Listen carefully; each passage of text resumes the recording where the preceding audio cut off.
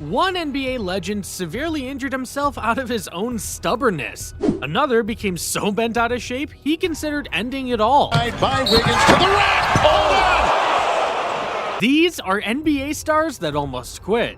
And up first, we gotta address Dwight Howard. After all, he once had an addiction so bad, it threatened to end his entire career. Only, this wasn't your typical addiction, since rather than consuming drugs or alcohol, my man resorted to one thing that made him feel like a kid again: candy. As Howard thought, surely a little candy here and there can't hurt, right? Wrong. Cause it turns out Howard did a lot more than eat just one candy bar here or there.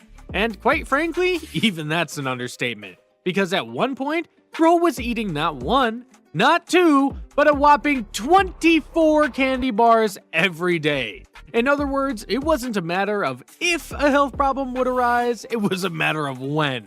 And in 2013, this bizarre addiction finally came back to bite Howard. Because after an entire decade of ferociously consuming candy, his body decided enough was enough. Since from then on, every time he stepped on the court, his arms would tremble and his legs would tingle. So bro did what any sensible person would do. He visited Los Angeles Lakers nutritionist Dr. Kate Shanahan for some advice. And afterward, the two agreed it was time for Dwight to bid farewell to all candy. I'm talking Skittles, Snickers, and even Kit Kats. Actually, I take that back. That last one wasn't so difficult. But anyway, it's one thing to live without candy, it's another to live without your favorite hobby. Something Klay Thompson had to experience firsthand. Because in June of 2019, bro simply couldn't get enough basketball. After all, the Warriors had just beaten the Trailblazers in the Western Conference Finals, giving Thompson a chance to win his 4th championship in the span of 5 years. However, instead of making history, his life took an unexpected turn for the worse. See, it was Game 6 of the 2019 NBA Finals, Warriors vs. Raptors. When midway through the 3rd quarter, Thompson attempted a dunk he'd instantly regret. As the next things fans saw, he was on the ground screaming and reaching for his knee. So, given his condition, Thompson was subbed out and the Warriors' medical staff started the grind immediately. Only, it didn't take very long for the medical staff to realize Thompson did the unthinkable. He tore his ACL, forcing him to undergo surgery and go through rehab for an entire year. That said, when it was time for him to finally return, tragedy struck again. However, this time he had torn his right Achilles tendon. Sheesh, this dude can't catch a break. But despite all the obstacles, Thompson remained determined to return to his favorite hobby. And thankfully, on January 9th, 2022, his determination finally paid off. Because after more than 950 days and over 2 years without basketball, Klay made his triumphant return against the Cavaliers by picking up right where he left off and scoring 17 points in just 20 minutes. Bro is not only a warrior, he's an inspiration. Speaking of which, everyone is inspired by Kobe Bryant, even your neighbor across the street. However, what if I told you that there almost wasn't a Black Mamba? As when Kobe was just 12 years old, he was unable to score a single point in Philadelphia's Sunny Hill Future League while playing against his peers. And although an off game is to be expected, Kobe became so frustrated by his performance that he almost gave up the sport altogether to play soccer instead. However, that's when he learned something that would change his life forever. Because just as Kobe was about to pursue soccer, he found out that Michael Jordan didn't even make his high school team as a freshman. And once he heard this, it was all over. Because this inspiration didn't just persuade Kobe to return to basketball, it made Kobe work harder than ever as he channeled his negative emotions into positive energy. On the other hand, David Robinson has a completely different story. As growing up, Robinson didn't have his eyes set on the NBA. Instead, he wanted to join the Navy. See, believe it or not, the 2-time NBA champion was born to a naval officer and was on track to follow a similar path. Because in high school, there was one thing Robinson was not: a basketball player. That said, it didn't stay this way for long, as once he joined the Naval Academy, Robinson had already transitioned from 5'9" to a staggering 6'6". Yet this growth spurt still didn't persuade him towards basketball, as Robinson remained dead set on sticking with the Navy. Or at least he was dead set. before he had the mother of all growth spurts, taking him from 6'7" to an unfathomable height of 7 feet. And it was this moment that David Robinson realized he couldn't ignore his calling any longer. Hence, after representing the academy for 2 years, he was drafted by the San Antonio Spurs in 1989. And let's just say the rest was history.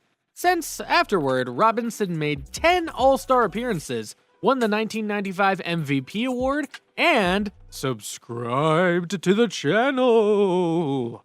But imagine having a massive growth spurt and still almost quitting.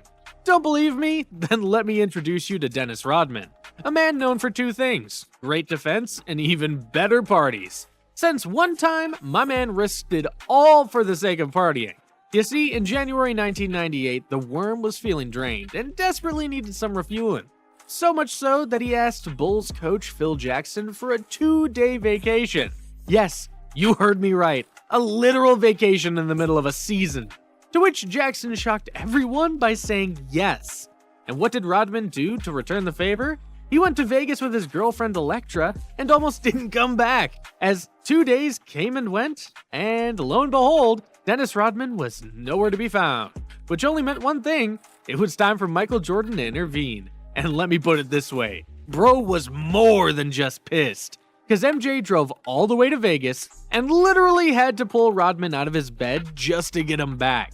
Safe to say, Rodman wasn't allotted any mid-season vacations ever again.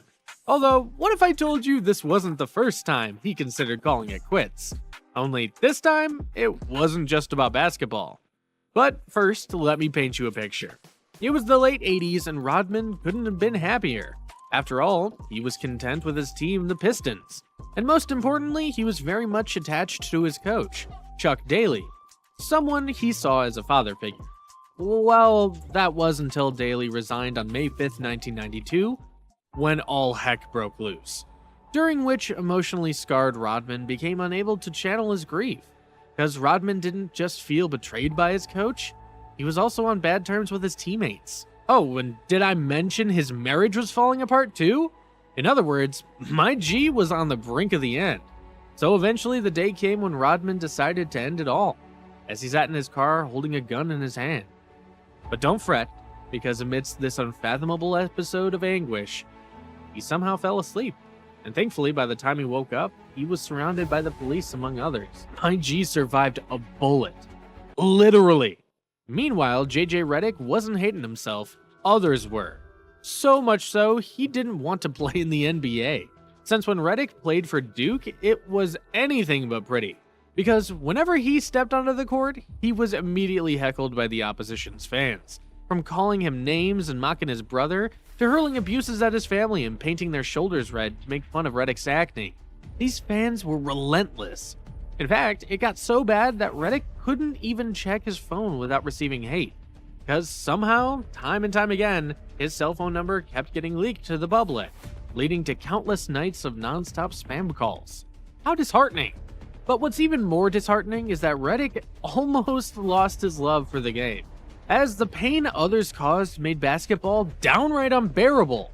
Hence, Redick met with his family and told them he was officially done with basketball, in hopes of pursuing a normal life. However, this is not the JJ Redick we all know and love, because thankfully, his family persuaded him to stick it out. All that to say, sometimes our family knows us better than we know ourselves, which brings us to Shaun Livingston, a player who also committed to Duke. However, unlike Redick, bro opted to skip college and try his luck in the 2004 NBA draft, a decision that initially seemed like the right one throughout his first 3 seasons, but in 2007, life as Livingston knew it would no longer be the same. See, that year the Clippers were playing against the Bobcats, when, out of the blue, Livingston crashed onto the ground after missing a layup.